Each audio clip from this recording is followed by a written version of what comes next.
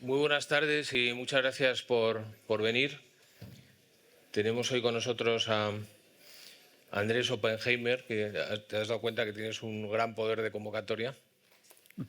Andrés estuvo con nosotros lo he mirado, hace 4 años y medio, presentando el libro que escribió hace 5 años, que era un libro que luego comentaremos el éxito, porque nos avanzaba que vendría una cosa que se llamaría inteligencia artificial y que iba a generar complicaciones con los trabajos. Y hoy está con nosotros para que hablemos del libro que acaba de publicar, que se ha atrevido a enfrentarse a un tema todavía más arriesgado, que es la riqueza. Él es muy conocido en España también, pero sobre todo en toda América, norte y sur. Tiene un programa en la CNN, escribe en distintos periódicos en Estados Unidos y en México mucho. Y bueno, es un placer tenerte aquí otra vez. Te voy a hacer la pregunta que hago siempre cuando alguien viene a hablar de su libro, que es ¿por qué has escrito este libro? Muchísimas gracias, Santiago, por haberme invitado. Gracias a los amigos que han venido. Gracias a Sandra, mi mujer, por acompañarme.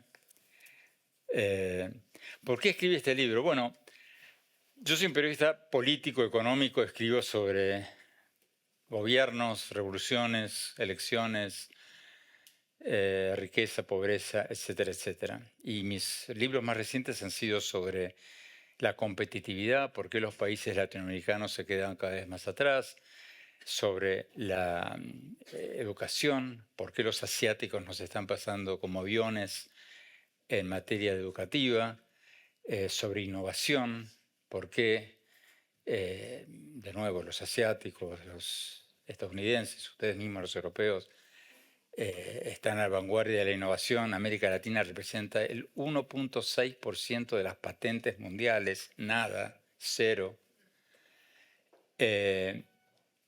Y en realidad en todos mis libros el fondo trata de investigar por qué algunos países avanzan y otros no.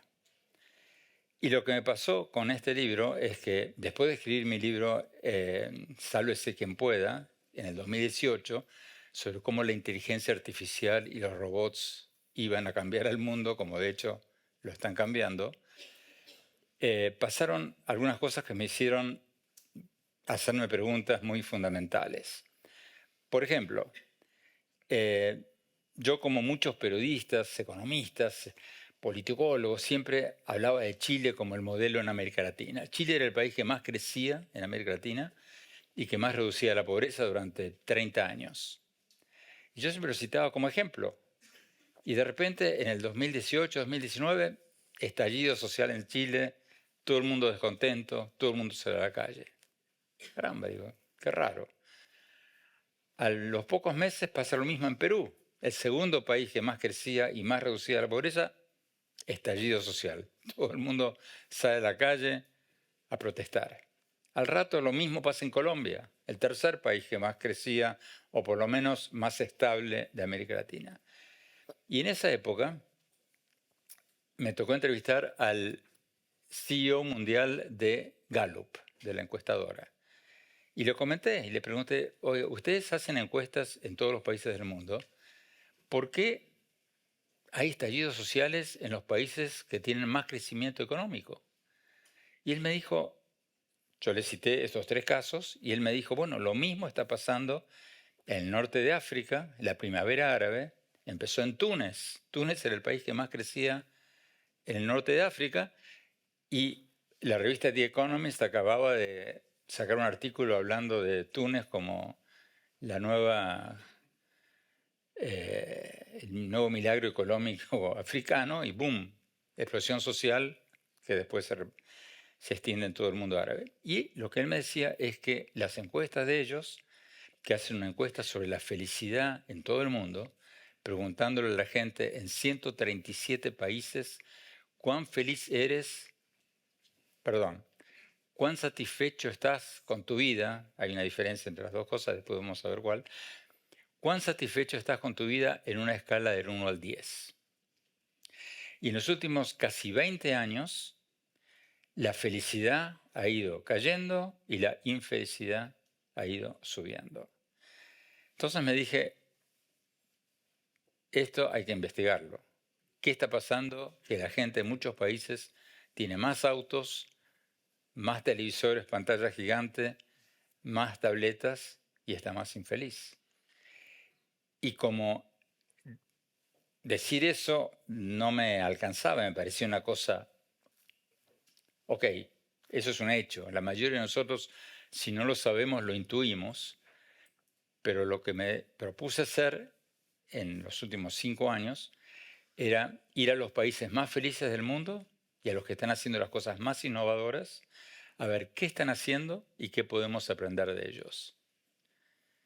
Y entonces lo que hice fue ir primero siguiendo el ranking del Reporte Mundial de la Felicidad que hacen un grupo de universidades para las Naciones Unidas. Fui a los países más felices del mundo. Vamos a definir un poco el pozo, porque el título de tu libro es Cómo salir del pozo. Vamos a pintar un poco ese pozo, ¿no? de infelicidad, porque tú la paradoja con la que te encontraste es que la riqueza, el dinero, no te da la felicidad, ¿no? El dinero te da la felicidad. Un poco sí. El dinero te da la felicidad hasta cierto punto. Hay un mito de que, bueno, son pobres pero felices. O sea, yo no creo en eso para nada. Hay países, hay presidentes populistas en América Latina que prometieron altas tasas de crecimiento, por ejemplo el de México, que decía vamos a crecer al 4% anual. En toda su campaña electoral él decía mi gobierno va a hacer crecer la economía al 4%. Bueno, no lo logró y ahora está diciendo, bueno, no importa, lo importante es la felicidad, somos felices. No. Entonces, esa no me la compro. Hace falta dinero para cubrir las necesidades básicas de un pueblo. Si tú eres pobre, no vas a ser feliz. Lo que sí es cierto es que a partir de cierto punto, una vez que tienes cubiertas tus necesidades básicas, el aumento del dinero no es proporcional al aumento de la felicidad. En otras palabras, si tú tienes tus necesidades básicas cubiertas, entre que las tengas muy cubiertas y súper muy cubiertas o súper, no hay tanta diferencia. La gente muy rica no es proporcionalmente más feliz de lo que la gente menos rica. Hace falta un nivel mínimo. Por eso digo en el libro que el crecimiento económico nacional y personal es indispensable, pero no suficiente. Hay que adoptar nuevas políticas públicas y empresarias y en las escuelas que aumenten la felicidad. Y en el libro cuento casos muy concretos de lo que están haciendo muchos países, de cosas que creo que tendríamos que copiar. Y tú te declaras, a lo largo del libro, te declaras muchas veces escéptico respecto a la investigación que estabas haciendo y de hecho pues ibas a los sitios con una cierta aprensión, ¿no? Y uno de los sitios donde llegas con esa aprensión es a una especie de congreso mundial sobre la felicidad donde se propone prácticamente una ciencia de la felicidad, ¿no? Sí, cuando empecé a investigar el libro, no existía ChatGPT, no le podía preguntar quiénes son los gurúes mundiales más serios de la felicidad. Entonces fui al Congreso Mundial de la Felicidad, a la Cumbre Mundial de la Felicidad, que ese año se hizo en Miami. Y cuando fui, era muy así, yo pensé que me iba a encontrar con un grupo de gente ahí con humo de incienso y batas blancas y gente con sandalias y pulseritas de hilo. Y cuando entré, lo cuento en el libro, cuando entré en la sala, efectivamente me asusté porque había un poquito de olor a incienso y había alguno que otro en sandalias, pero los oradores, algunos de ellos resultaron ser muy, pero muy interesantes. Y dije, wow, acá hay algo interesante. Porque no eran, muchos de ellos, no eran poetas, sacerdotes, psicólogos, teóricos. Eran científicos, incluso uno que otro premio Nobel, que hablaban basados en estudios de impacto basados en evidencia. Es una cosa nueva que empezó con los 3 premios Nobel que ganaron el premio Nobel en el 2019, que hicieron el famoso estudio en Kenia con los libros escolares. Ellos empezaron a estudiar el caso de los niños en Kenia, que si los libros, si las donaciones de libros de texto ayudaban a aumentar el nivel académico de los niños. Y descubrieron que no tenía absolutamente nada que ver. Y lo hicieron tomando, como hacen los científicos, grupos de control a los que les daban un placebo y grupos a los que les daban libros de texto. Y descubrieron que el motivo del aumento, del crecimiento del nivel académico era por los parásitos que tenían que les impedían ir a la escuela. Nada que ver con el libro de texto. Bueno, pero se hicieron muchísimos estudios empíricos con placebos y con alicientes concretos, y así se está midiendo cada vez más la felicidad. Y ahí me enteré y empecé a investigar esto, de a dónde ir y qué estaban haciendo en cada país. Conociste a Martin Seligman, que es un gran, bueno, es probablemente de las personas más importantes a lo largo de los últimos años en el estudio de la felicidad, y hizo una revelación importante, ¿no? Que estamos diseñados de una forma un poco negativa, ¿no? Él es el padre de la psicología positiva. Y no es un charlatán. Él fue el presidente de la Asociación Psicoanalítica de Estados Unidos. Y él dio a la psicología, la puso patas para arriba. Hasta que él empezó con su teoría de la psicología positiva, tú ibas al psicólogo y el psicólogo te preguntaba: a ver, Santiago, ¿qué problema tenemos? Y tú le decías: bueno, estoy mal, me dejó mi mujer, o me pasó esto, me pasó lo otro. Ok. Estos dan vuelta a la cosa. Estos, tú vas al psicólogo y te dicen: a ver, Santiago, ¿qué cosas andan bien en tu vida? ¿Qué te gusta? ¿Qué te da placer? Y a mí me da placer encontrarme con mis amigos, que esto. Empecemos a construir sobre eso. O sea, dio vuelta el paradigma. Y él tiene esta teoría, que es bastante plausible, de que nosotros tenemos pensamientos catastróficos por naturaleza, los humanos, porque venimos de la época de las cavernas, en que estamos constantemente temerosos de que iba a venir un león, nos iba a dar un zarpazo. Entonces pensamos siempre negativamente.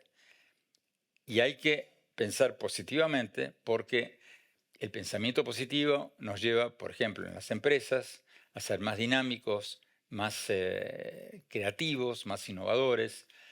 Está el famoso chiste que hoy contábamos en el almuerzo de los 2 ejecutivos de fábrica de zapatos ingleses que mandaron a África en el año 1900 en busca de nuevas oportunidades de trabajo, ¿no? Va el primero, llega, mira, y manda un telegrama a su jefe y le dice: malas noticias, acá todo el mundo anda descalzo. Me regreso a Londres la semana que viene. Y el segundo llega, mira, y manda un telegrama a su jefe y dice: buenísimas noticias, acá todo el mundo anda descalzo. Tenemos una oportunidad de negocios espectacular. Bueno, adivinen a cuál le fue mejor. Él, con ejemplos como ese, dice que en la vida personal, en la vida corporativa, en la vida de los países, hay que combatir los pensamientos catastróficos con pensamientos positivos. Y lo que él dice es que el músculo del optimismo es un músculo que se puede ejercitar igual que podemos ejercitar los músculos del brazo haciendo pesas. Por ejemplo, hay varios ejemplos que da, pero uno de ellos es, al final del día, recordar 3 cosas buenas que pasaron. Grandes, pequeñas, triviales, lo que sea. Y con eso empezamos a contrarrestar nuestro pensamiento catastrófico que llevamos en nuestros genes. Por eso se hicieron varios estudios en la parte de atrás del libro, cito, tengo esto porque me parece súper importante, sobre todo para nuestros países, especialmente en América Latina, que somos más catastróficos, somos un tango. O sea, Lo pones en el libro, deberías cantar el tango. en el capítulo de América Latina, digo, hablando del pensamiento catastrófico, digo, a ver, ¿cuáles son nuestras canciones emblemáticas? En Argentina cantamos el tango Cambalache. El mundo fue y será una porquería, ya lo sé. En el 2000, o sea, en México cantan la ranchera El Camino de Guanajuato, que dice llorar y llorar, nacemos llorando, morimos llorando, llorar, y lo cantan riéndose y tomando cerveza. En Brasil, el país de la bossa nova, ¿no? Cantan tristeza no ten fin, felicidades sin. O sea, somos, mientras que en Estados Unidos, que tienen un pensamiento optimista, ingenuo casi diría, Louis Armstrong, un negro americano, en la plena época de la segregación racial, cantaba What a Wonderful World. O sea, tenemos un gen catastrófico peor de lo normal nosotros. Y eso hay que vencerlo, porque el optimismo es una de las claves de la felicidad. Entonces acá tengo una frase que dice, según múltiples estudios, las personas felices viven entre 6 y 10 años más que las no optimistas. El primer estudio de la Academia Nacional de Ciencias de Estados Unidos estudiaron 74.000 personas durante como 100 años. Los optimistas vivieron 6 años más que los pesimistas. Ese estudio, como hablábamos hoy, fue un poco criticado en ámbitos científicos porque había quienes decían que el muestreo era un poco dudoso, que por ahí el muestreo no era representativo de toda la población. Entonces la Universidad de Stanford hizo un estudio más representativo estudiando a las monjas de la Orden de Notre Dame en Estados Unidos. Para entrar en los conventos de esta orden, las novicias tenían que escribir un ensayo de 800 palabras diciendo por qué querían entrar en el convento. Entonces algunas, las pesimistas, decían porque el mundo fue y será una porquería, cantaban el tango, el mundo es horrible, yo quiero refugiarme de todo esto, me meto en el convento. Y las otras, las pesimistas, decían, yo quiero entrar al convento porque quiero encontrarme con Dios, porque el mundo es maravilloso y podemos hacer mucho el bien. 100 años después, los investigadores de la Universidad de Stanford estudiaron todas esas admissions, ¿cómo se dice? Esos ensayos de admisión. Redacciones. Separaron los pesimistas de los ensayos optimistas y después se fijaron cuánto habían vivido cada una de las monjas. Y lo interesante de este estudio es que todas estas monjas se levantaron a la misma hora, comían lo mismo, se acostaban a la misma hora, tenían exactamente la misma vida. Y después de 100 años, cuando separaron ambos estudios, encontraron que las monjas optimistas habían vivido 10 años más que las pesimistas. Entonces, el optimismo, resumiendo esta parte, el optimismo es fundamental. Hay que tener un optimismo, yo en el libro digo realista, tampoco es cuestión de ser un iluso, un ingenuo. Hay que tener un optimismo realista, pero tenemos que ejercitar el músculo del optimismo como personas, como empresas y como países, porque el optimismo nos da más energía, más dinamismo, más creatividad, más innovación. La actitud, que es de lo que estás hablando, yo creo que lo pones en el libro, es fundamental. Luego hay otras cosas que has ido encontrando, relaciones personales, la tranquilidad económica que decías antes, el contacto con la naturaleza. Quería que nos contaras un poco tu investigación, porque has ido a algunos países de los que salen en los rankings como más felices y, por ejemplo, haces un estudio bastante pormenorizado de los nórdicos. empezando por los daneses, que en teoría son los más felices, y luego, bueno, pues todos los de ahí arriba, que a nosotros desde aquí pues, nos parecen mucho más aburridos, ¿no? Es que son más aburridos, pero también son más felices. O sea, no nos digas que ser feliz, para ser feliz hay que ser aburrido. No, No. pero mira, Santiago, muchas veces la felicidad se confunde con la alegría. Son dos conceptos diferentes. Todos estos rankings se basan en encuestas. No son expertos que se reúnen en una mesa y deciden a ver quién es más feliz. No. Se basan en encuestas porque nadie sabe quién es más feliz que la propia gente. Entonces, todos estos rankings se basan en preguntarle a la gente. El truco está qué les preguntas, cómo les preguntas. Si tú le preguntas a la gente, ¿cuán feliz eres? ¿O cuántas veces tuviste alegrías en las últimas 24 horas? Gana América Latina. Primero Panamá, primero Costa Rica, Colombia, México incluso. El problema con esa pregunta es que la misma gente que te contesta que fue más feliz, si tú le haces la pregunta al revés y te dices cuántas veces estuviste angustiado en las últimas 24 horas, también gana América Latina. Entonces, los expertos o los estudiosos de este tema toman más en serio la pregunta que habla de la satisfacción de vida. ¿Cuán satisfecha estás con tu vida? Y cuando te preguntan cuán satisfecha estás con tu vida, tú piensas si llegas a fin de mes, si estás estresado porque tienes miedo de quedarte sin trabajo, si estás estresado porque no puedes pagar el alquiler, etcétera, etcétera. Y ahí ganan los nórdicos. En ese ranking sale casi todos los años primero Dinamarca o Finlandia, después uno o el otro salen número uno, número dos, después sale Suecia, Islandia. Israel salió número cuarto el año pasado, este año no creo que salgan cuarto. A España sale número 32. Argentina 60 y pico, Venezuela 130, por ahí. Pero esos son los rankings, digamos, que más se toman en serio. ¿Y qué cosas estaban haciendo en Dinamarca, en estos sitios? En los nórdicos, que tú me preguntabas. A ver, los nórdicos tienen famas de fríos, distantes,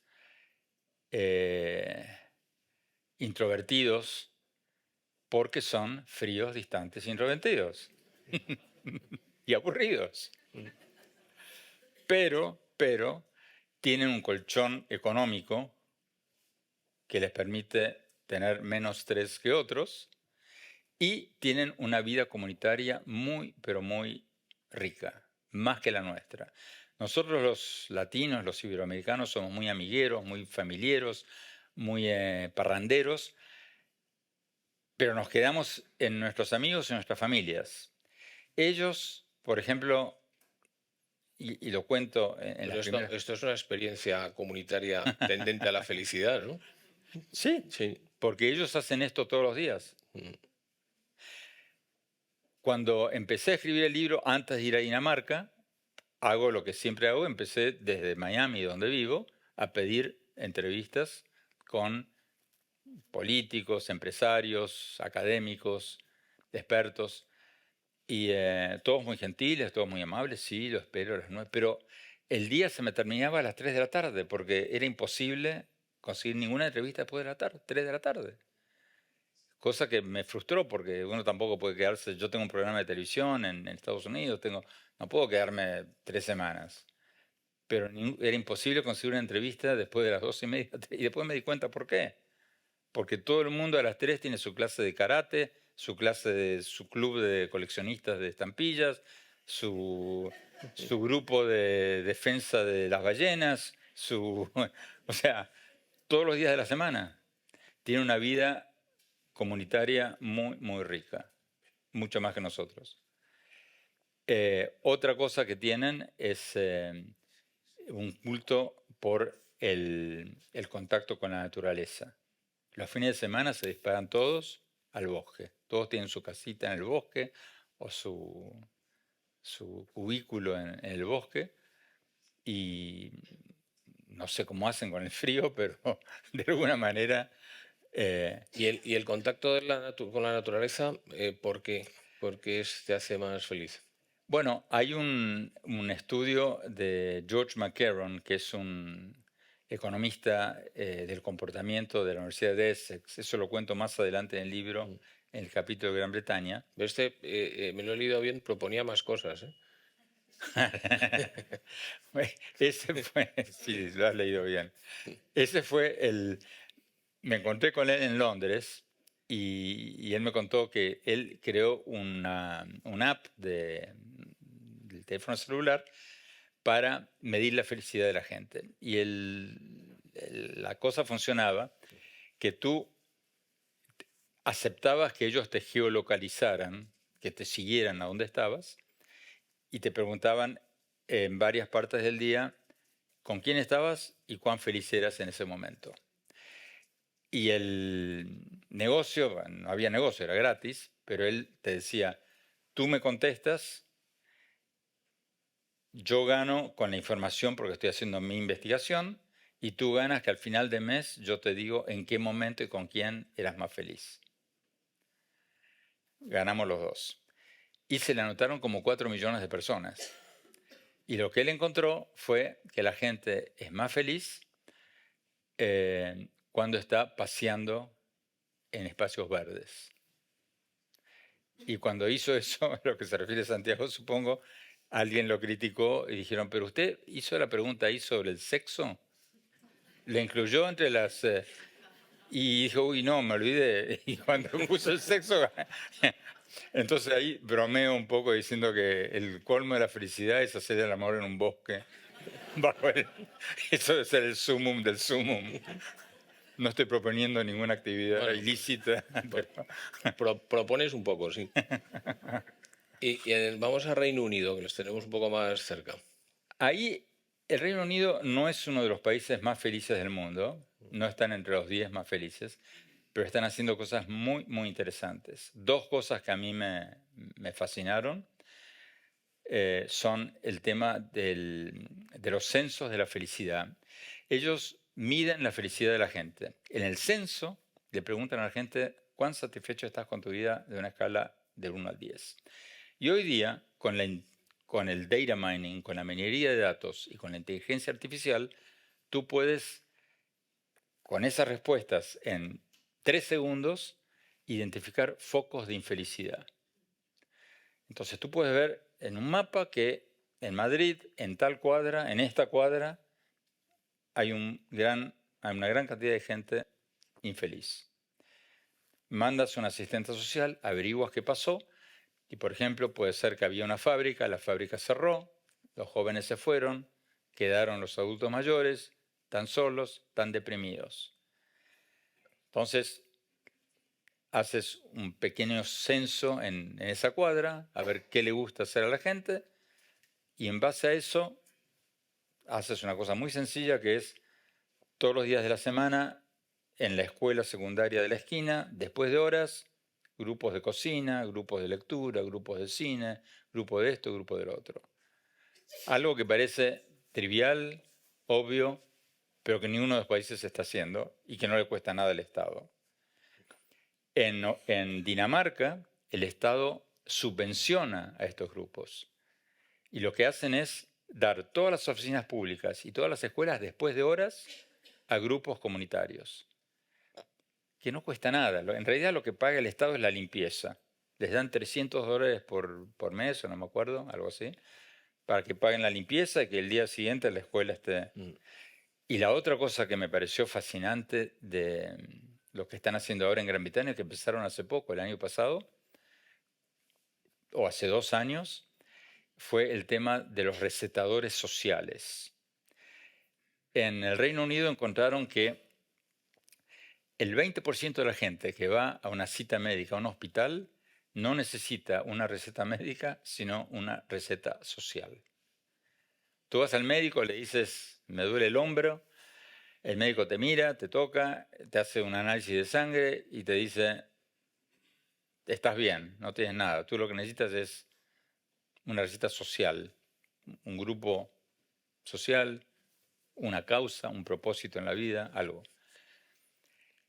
Entonces crearon la figura del recetador social, que es un empleado del hospital que está en la planta baja. Entonces te dicen, Santiago, vete abajo y habla con Andrés, el recetador social. El recetador social tiene en su computadora 10.000 grupos comunitarios.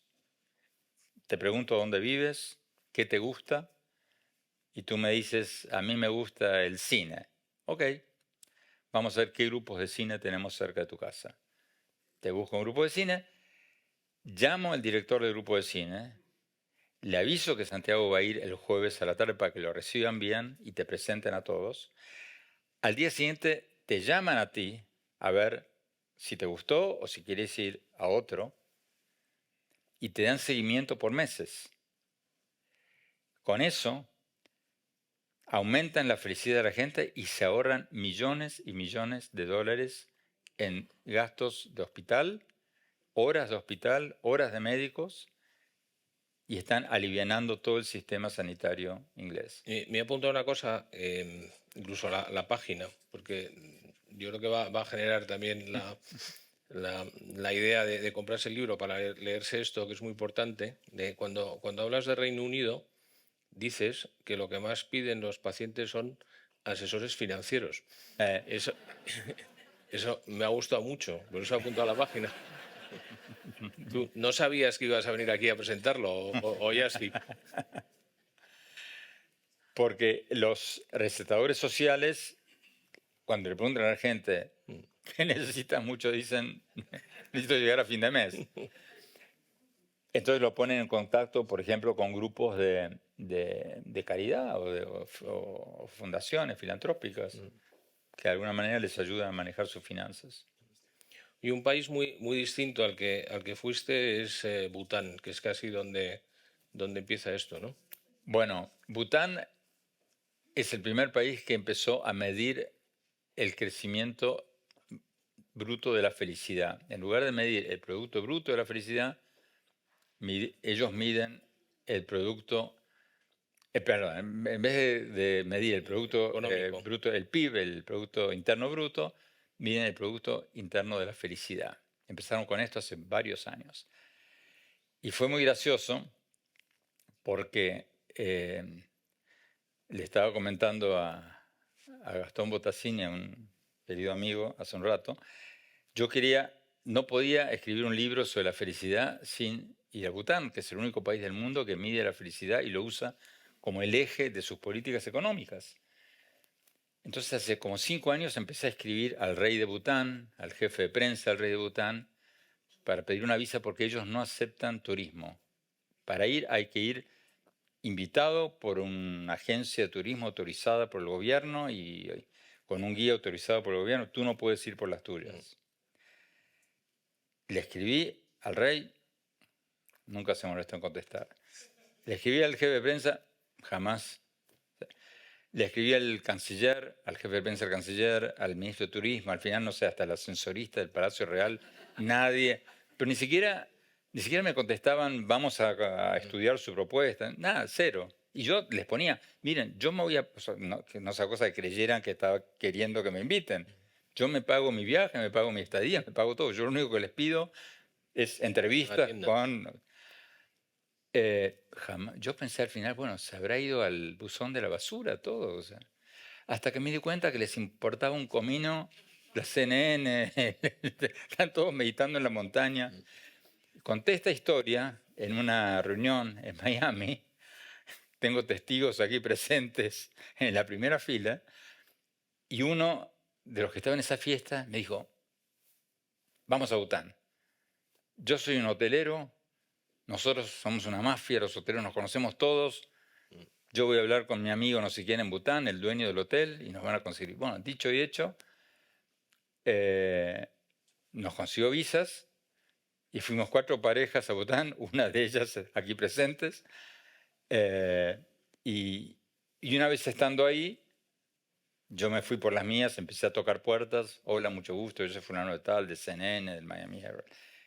Y como en todas partes del mundo, una vez que estás ahí y golpeas la puerta, te la abren. Pero ¿Qué encontraste y qué viste? encontré un país maravilloso, muy distinto a cualquier otro que uno puede mirar que yo he viajado por Asia, por todo el mundo. Es muy interesante porque prácticamente no hay turismo. Es un reino budista que no tiene relaciones diplomáticas ni con Estados Unidos, ni con Rusia, ni con China. Tiene relaciones diplomáticas con 2, 3 países, con India y con Kuwait. Todo el cuerpo diplomático en Kuwait entra en Bután entra en una mesa de café. Es un país muy interesante. Ahora, el tema de la medición de la felicidad, para nuestros países, está muy lindo lo que hacen ellos, todo eso, pero para nuestros países es peligroso porque puede ser usado por dictadores o populistas para decir, bueno, acá olvidémonos del crecimiento económico, yo decreto que somos felices, por lo tanto somos felices. Puede tener que ver también me imagino, mucho con la religión, ¿no? ¿Con qué? Con la religión, con el propio Son budismo. budistas. Mm. Son budistas y muchas de las cosas que hacen son muy interesantes y muy loables. Tienen un culto a la naturaleza. Por la constitución de Bután, el 60 y pico por ciento del territorio del país tiene que ser constitucionalmente bosque, no se puede tocar. Ellos decidieron que no van a ser como Nepal, que está al lado, que está lleno de mochileros que tiran bolsas de plástico. Son muy respetuosos de la naturaleza. Es un país encantador. Yo no lo usaría como ejemplo para nuestros países porque presentaría el peligro de ser usado demagógicamente Sí. para decir, olvidémonos del crecimiento económico, lo importante es la felicidad. Has hablado antes de Israel bueno, yo te quería también preguntar un poco por la actualidad, pero Israel, el ejemplo de Israel en el libro y todavía pensando en la felicidad tiene que ver con el propósito, que yo creo que es una Tiene que cosa. ver con el propósito, o sea, un país, o sea, un pueblo que después de la Segunda Guerra Mundial, del Holocausto, encontró un lugar donde vivir, donde no los persiguieran, y un país con mucha cohesión social, donde todo el mundo se conoce y donde nadie está a más de 3 llamadas telefónicas de distancia de otra persona. Alguien me decía, por ejemplo, que para conseguir un empleo, para un innovador que tiene una idea, me dijo alguien en Israel una vez, todos estamos a menos de 4 llamadas telefónicas de distancia. Es un país muy pequeño. Y con conexiones sociales muy cercanas. Por eso salieron números cuartos en el mundo este año. La encuesta fue hecha el año pasado, de nuevo. Si la hacemos ahora, con toda la crispación social y la agresión que han sufrido, probablemente estaría mucho más, va a estar el año que viene mucho más bajo. Pero este año salió cuarto más alto del mundo directamente después de los escandinavos. Te quería preguntar un poco más sobre el propósito, porque haciendo memoria de cuando estuviste aquí hace 4 años y medio, una de las ideas que planteas al final del otro libro, de los trabajos que tú considerabas que se iban a mantener y que no se iban a poder automatizar, decías que eran aquellos trabajos que tenían que ver bueno, con ayudar a las personas a la generación de ese propósito. Y el propósito vuelve también en el libro de la felicidad como tema importante, ¿no?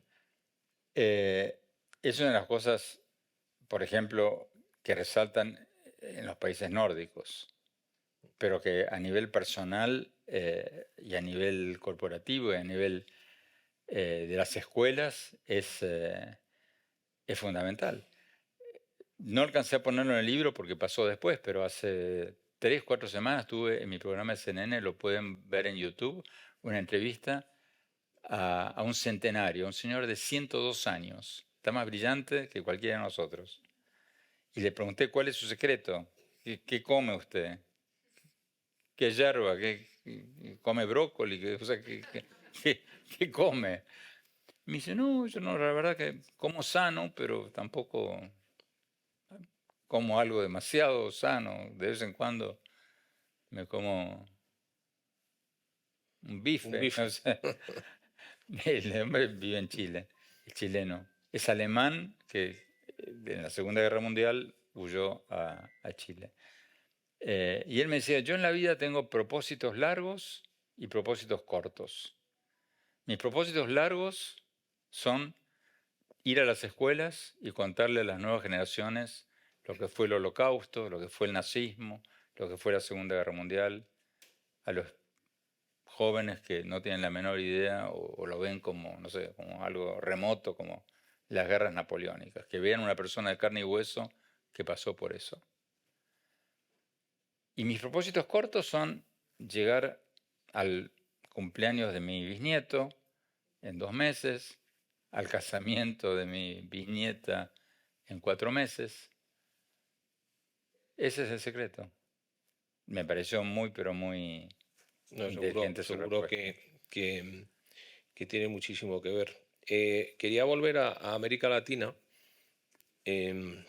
Haces algunos chistes, está el tema del tango que has explicado antes y las canciones.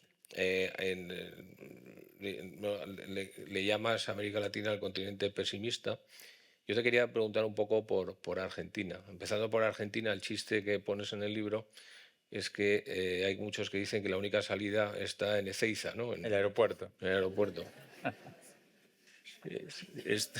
¿Va a ser así o qué va a pasar ahora con las elecciones? Viene siendo así desde hace mucho tiempo. El peronismo está en Argentina desde mediados del siglo pasado.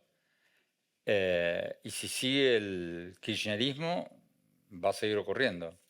Si gana Milei, no sé qué va a pasar. Pero sí sé lo que va a pasar si gana el kirchnerismo.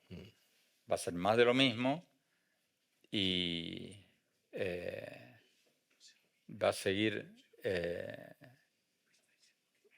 van a seguir inventando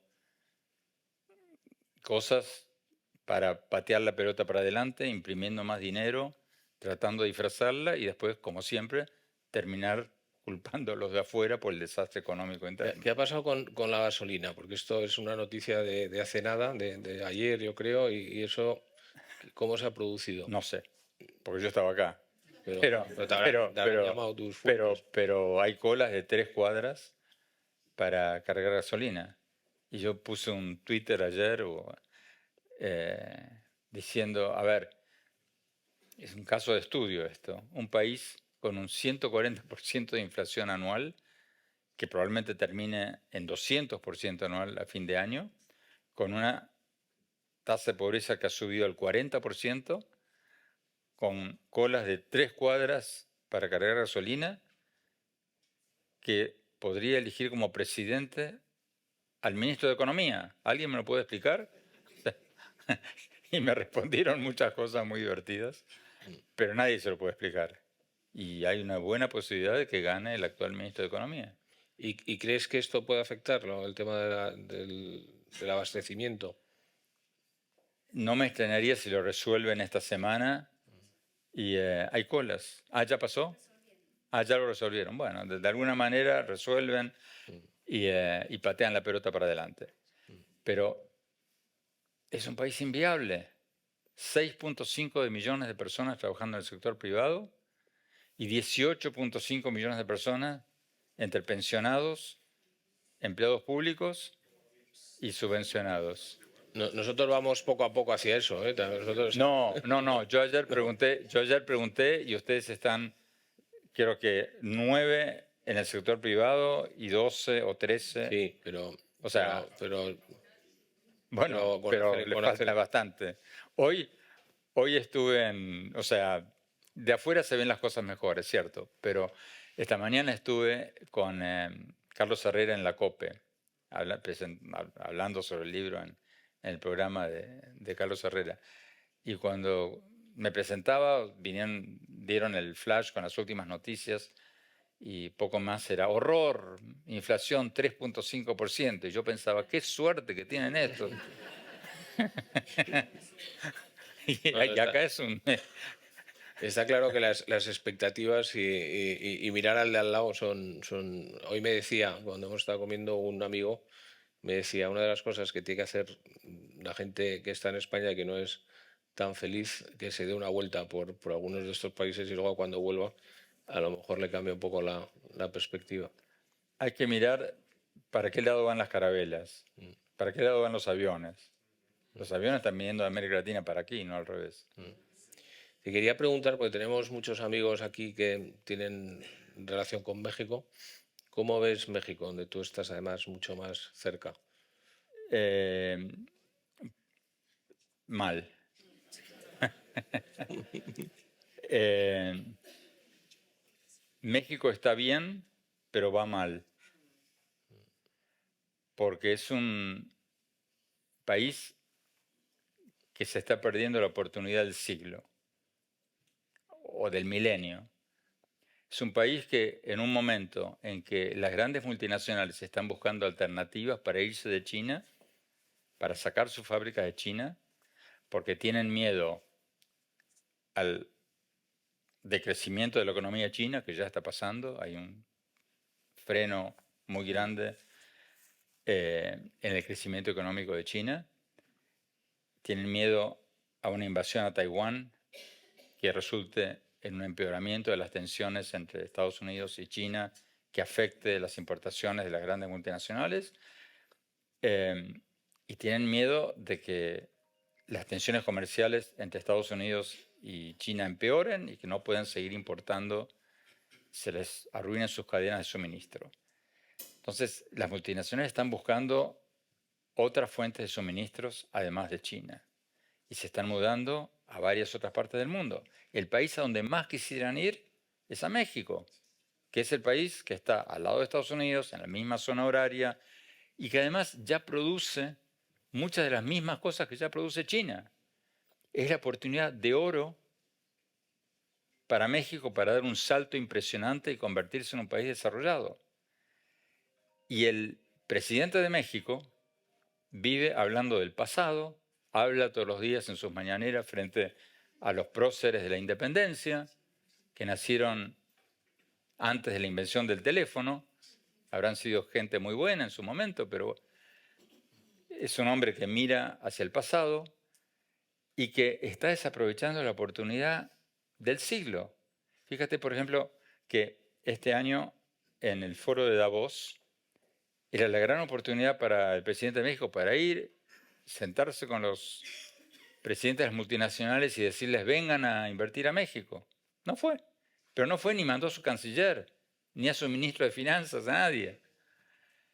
La reunión, la Cumbre de las Américas en Los Ángeles, ahora en junio, lo mismo. O sea, era una reunión donde iban no solo todos los presidentes, sino todos los grandes empresarios de Estados Unidos. En lugar de ir, que le quedaba un paso de casa, Los Ángeles, México, o sea, le quedaba a nada. No fue. ¿Por qué no fue? En solidaridad con Cuba. Una isla retrógrada, una dictadura decrépita.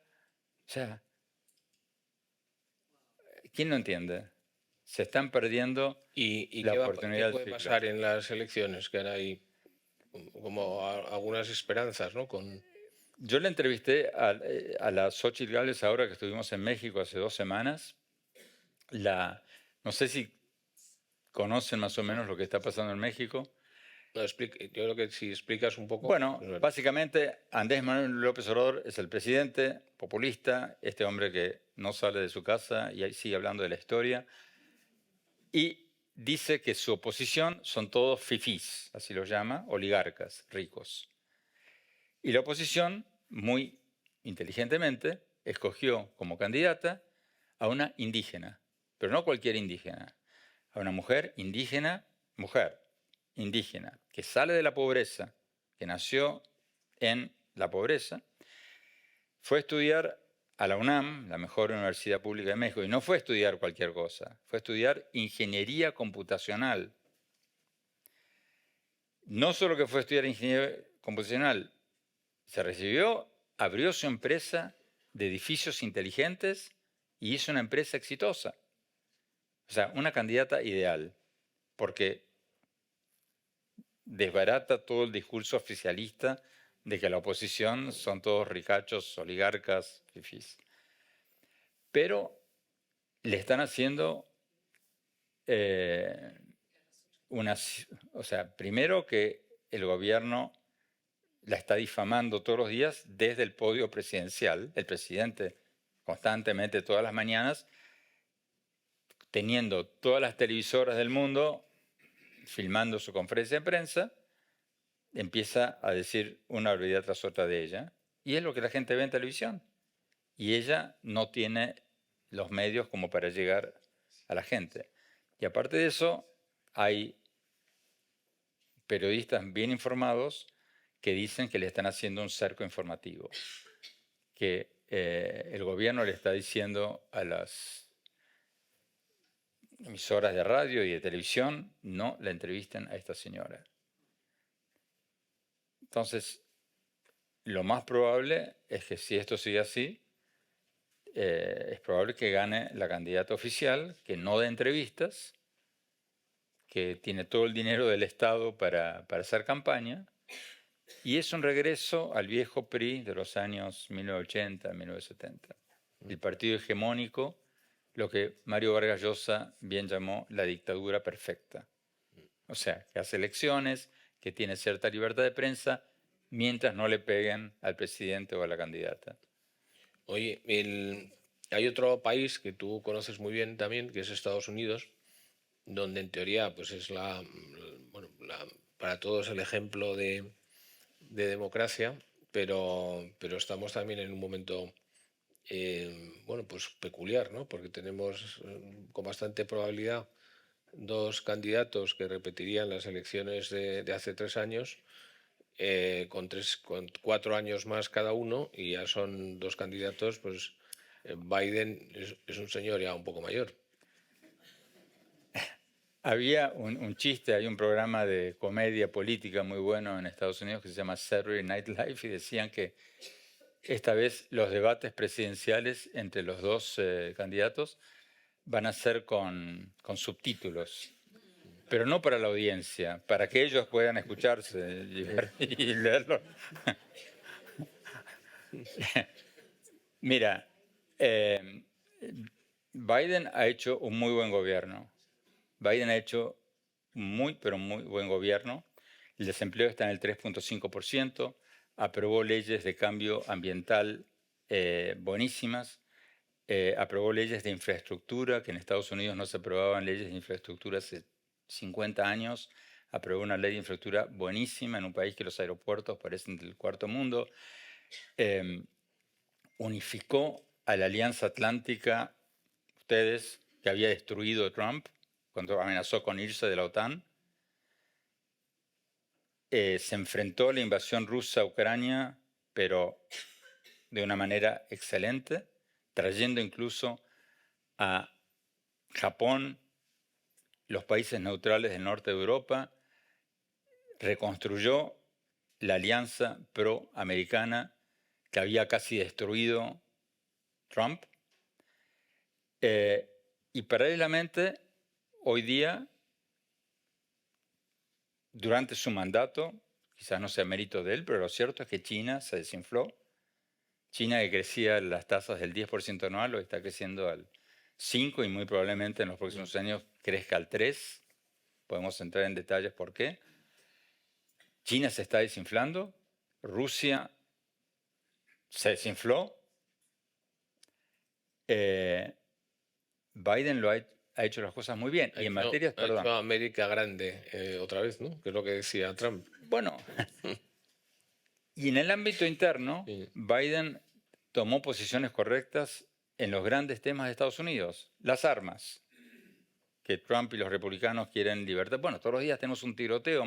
O sea, la Constitución de Estados Unidos dice que hay the right to bear arms, el derecho a portar armas, pero no dice el derecho a portar una bomba atómica o un bazooka. Eso es la regulación. Entonces, él está tratando de aprobar y aprobó algunas leyes para por lo menos que los locos no puedan comprar un arma de guerra. En materia de armas, en materia de cambio climático, en materia de enfrentarse al racismo, a los grupos neonazis, Biden lo ha hecho muy bien. El problema, como tú dices, es que lo ves en televisión y dices, está viejito. Trump también está viejito, tiene solo 3 años menos, pero lo que pasa es que se da con el tinte rosado, naranja, se tiñe el pelo de naranja y parece un poquito más joven. Pero lo cierto es que tiene 3 años menos, que tampoco es... Y es un hombre que ha destruido la confianza en las instituciones, el hombre que dice que la prensa libre es la enemiga del pueblo, el hombre que dice que desconoce un resultado electoral, que 60 tribunales en los que él apeló los resultados dictaminaron de que él perdió. Y cuando fue a la Corte Suprema integrada por miembros conservadores, de los cuales él mismo nombró a varios, dictaminó que perdió y sigue insistiendo con que ganó. O sea, es una elección que si Biden tuviera 5 años menos o luciera más joven, ganaría fácilmente, pero que ahora nadie sabe, número uno, si Trump va a ser el candidato. Pareciera que sí, pero tiene tantos juicios encima, de las 20 mujeres que lo acusan de todo tipo de cosas, hasta el robo de las elecciones, hasta el robo cuando era empresario. Pero ¿y por qué no hay renuevo? ¿Por qué no hay candidatos jóvenes que puedan competir? Porque ¿cómo convences tú a Biden, al que le fue bien en todo lo que recién mencionábamos, y que acaba de ganar las elecciones legislativas del año pasado, que se suponía tenían que ganar los republicanos? ¿Cómo lo convences que se baje? Con él, enseñándole el DNI suyo. Los políticos cuando les va bien piensan que son imprescindibles. Les pasa a todos. Se creen indispensables. Y hoy por hoy todo pareciera ser que él se cree, como ya le ganó Trump y como el año pasado ganó las legislativas, él cree que es el único que le puede ganar a Trump. Si no fuera Trump candidato por alguna razón, ¿tú crees que Biden tampoco sería candidato? Si llega a haber un candidato más joven que Trump del Partido Republicano, probablemente gane. Porque la gente al elegir a alguien de 50 años y a alguien de 80, probablemente elija al más vigoroso, al más... puede ocurrir cualquier cosa. Puede ocurrir cualquier cosa. Lo que está en juego, como tú bien decías, es el futuro de las instituciones de Estados Unidos. O sea, el próximo presidente de Estados Unidos va a ser alguien que respete las instituciones o alguien que no las respete, que dice que el dictamen de la Corte Suprema no vale. ¿Por qué? Porque yo lo digo. Que la prensa libre es la enemiga del pueblo. ¿Por qué? Porque yo lo digo. O sea, está en juego acá la base, la columna vertebral de lo que mantiene Estados Unidos, que es la confianza en las instituciones. Bueno, es también otra enfermedad que padecemos muchos. Aquí también nos está pasando un poco, pero yo creo que desde hace muchos años, desde luego nosotros lo vemos así, el presidente americano es algo muy importante, por supuesto para los americanos, pero para todo el mundo. O sea que de los hitos geopolíticos más relevantes que tenemos en vista... Bueno, me olvidé de mencionar recién, mencioné el tema de Ucrania, el tema de Israel, lo mismo. Sí. O sea, Biden se jugó en contra de sus propios intereses políticos cuando ahora está perdiendo votos en Illinois, que es un estado clave para un estado bisagra, donde porque las elecciones son por el colegio electoral, y Biden se jugó por Israel a pesar de que eso le va a costar políticamente. Ya que es un buen presidente, aunque sea un poco mayor. Nos das al final del libro, nos das 10 recetas para salir del pozo. Bueno, hay una básica. Pero no digas las 10 porque nadie lo va a leer. Bueno. Hablemos de una, de dos. Bueno, pero no digo ninguna. Bueno, la receta hay que leerlo, no solo para poderla aplicar hay que leerlo. Pero bueno, hay una anterior, probablemente a las 10 para salir, que es dejar de cavar, ¿no? Probablemente, ¿no? Dejar de empeñarnos en hacer el pozo más profundo. Me quería referir a la democracia, ¿no? Tú una de las recetas que nos das es, desde luego, el libre mercado y la democracia, que es donde ahora estamos con problemas importantes, ¿no? Porque hay democracias que poco a poco, como tú decías, se convierten en la dictadura perfecta, ¿no?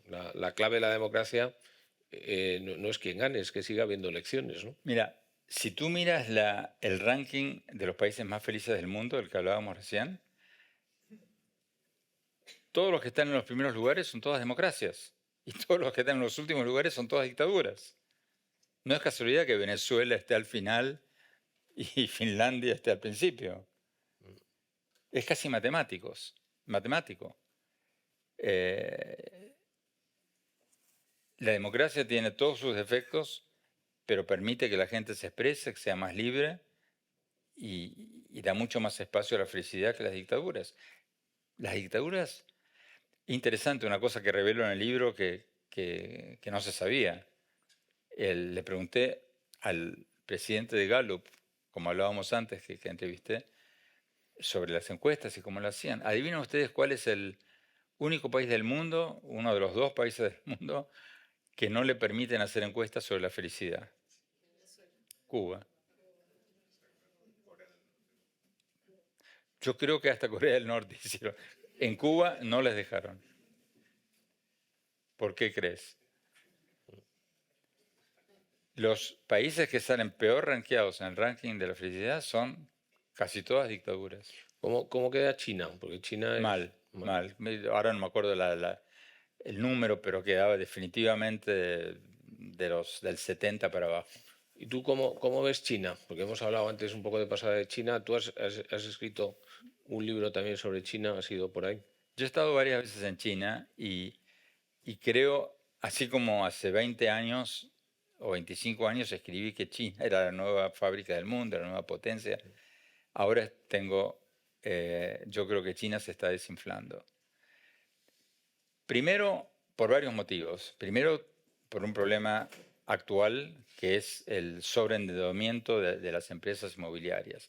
Han construido, para mantener el crecimiento económico, han construido como locos ciudades enteras que ahora están vacías y los bancos están endeudados, tú lo debes saber mejor que yo, tienen un problema financiero a corto plazo muy, pero muy serio.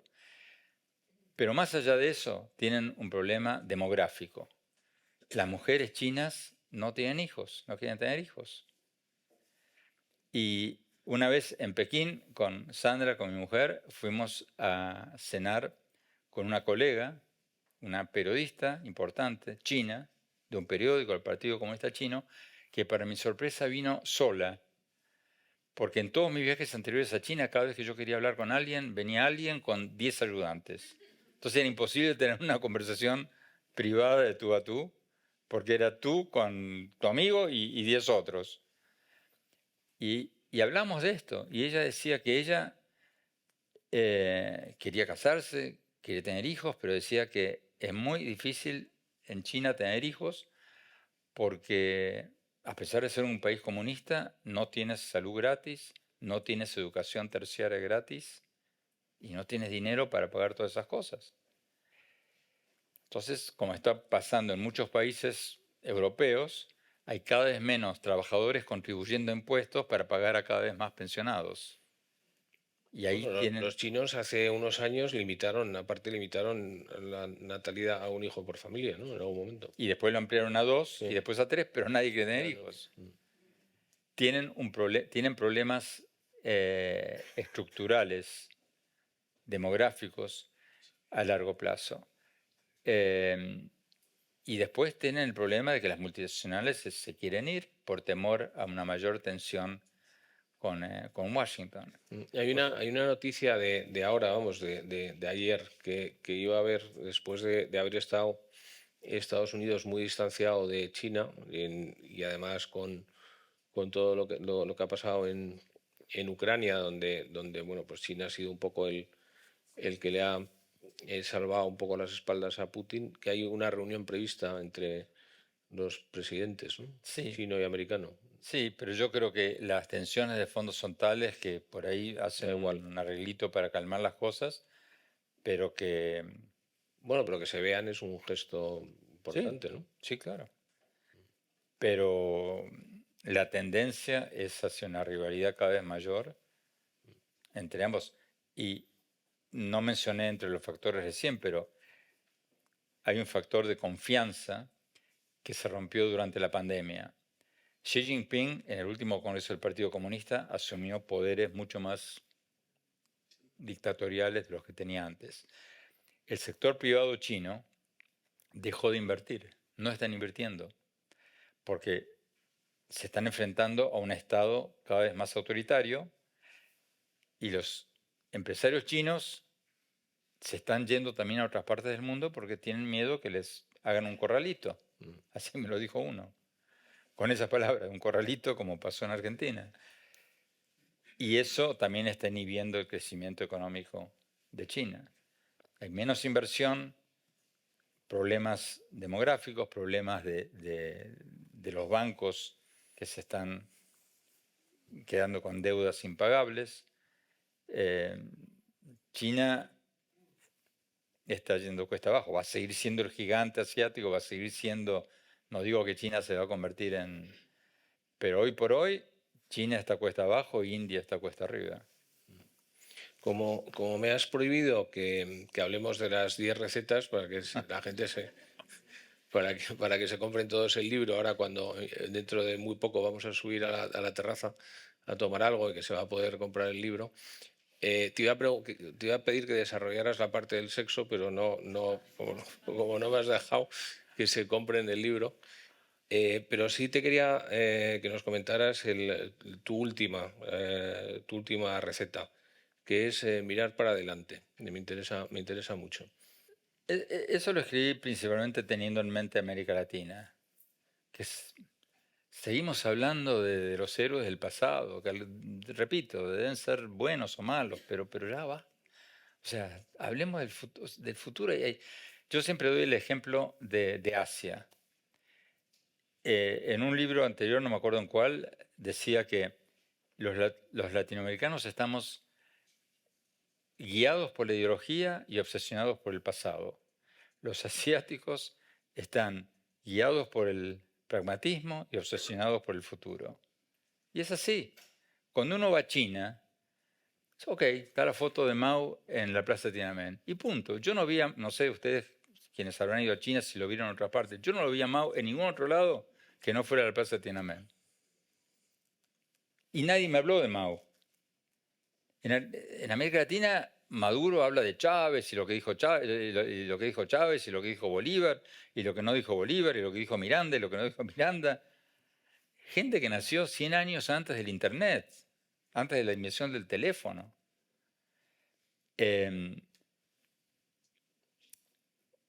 Por eso hablo en el libro de que hay que cambiar el chip, tener visión periférica, no estar tan ensimismados como estamos los latinoamericanos, mirándonos el ombligo, mirar lo que hacen otros, que es lo que yo trato de hacer, aprender las cosas interesantes, buenas que hacen otros, no adaptar todo ciegamente, adaptar aquellas cosas que podemos usar. Y mirar en el futuro, estamos ante Te preguntaba por el futuro porque muchos de los amigos que vienen a los eventos que hacemos aquí, a los coloquios, sobre todo cuando luego en las conversaciones, cuando hay gente interesante como tú, me dicen, estas cosas me gustaría que las vieran mis hijos, porque en mis hijos encuentro un problema de pesimismo de cara al futuro, un poco la sensación que se ha generado en muchos sitios, desde luego en España con la juventud, de que se va a vivir mucho peor, de que las cosas no merecen la pena, que el esfuerzo no merece la pena. Bueno, pues que es la imagen que se ha generado y hablábamos de en qué momento de la historia estamos viviendo, ¿no? Que a lo mejor era una cosa que habría que recordar. Hoy Todos los hablábamos de días, eso ¿no? con Santiago y otros amigos. El mundo están pasando cosas horribles, acá muy cerca, y en todos lados. Pero si miramos históricamente la historia de la humanidad, hay una evolución positiva. Vivimos el doble de lo que vivíamos hace 100 años. Vivimos mejor en el sentido que hemos conquistado el dolor. La mortandad infantil, antes se morían no sé cuántos hijos de cada mujer, hoy es una cosa rara. Desde todo punto de vista, cuando yo era pequeño, los pobres andaban descalzos. Hoy día es difícil encontrar una persona descalza. Vivimos mejor. Yo siempre doy el ejemplo de, ¿tú qué prefieres? ¿Ir al dentista hoy o haber ido al dentista hace 200 años cuando te sacaban una carie con una tenaza, Bueno, sin anestesia? o 50, ¿no? O 50. Hoy, toda la vida. Lo que pasa es que no es una tendencia lineal, hay subas y bajas. La Segunda Guerra Mundial fue un bajón enorme. Pero si miramos la historia de 3.000 años para hoy, la evolución es positiva. Repito, con altibajos, no es una línea recta. Y muchos jóvenes ven lo que pasa hoy y, alentados por ese gen catastrófico y por algunos gobiernos que quieren hacernos pensar que todo lo que hace oposiciones que dicen que todo lo que hace el gobierno está mal, después cuando suben al poder, milagrosamente de la noche a la mañana dicen, no, todo está bien, todo está fantástico, somos felices. Pero hay una tendencia a eso y hay que trabajar a nivel no solo personal, sino a nivel nacional en ejercitar ese músculo del optimismo. Porque sin optimismo no vamos a tener la energía, ni la creatividad, ni la innovación, ni la productividad. Andrés, ha sido un placer. Hemos estado un rato, yo me lo he pasado estupendamente. Yo creo que hemos recorrido el libro para que pues haya aumentado todavía el interés y ahora se compre. Y bueno, pues que tienes aquí tu casa Te agradezco cuando mucho. vengas por Madrid y queremos despedirte con un fuertísimo aplauso. Te agradezco mucho. Te agradezco la invitación. Muchas gracias. Gracias por la invitación.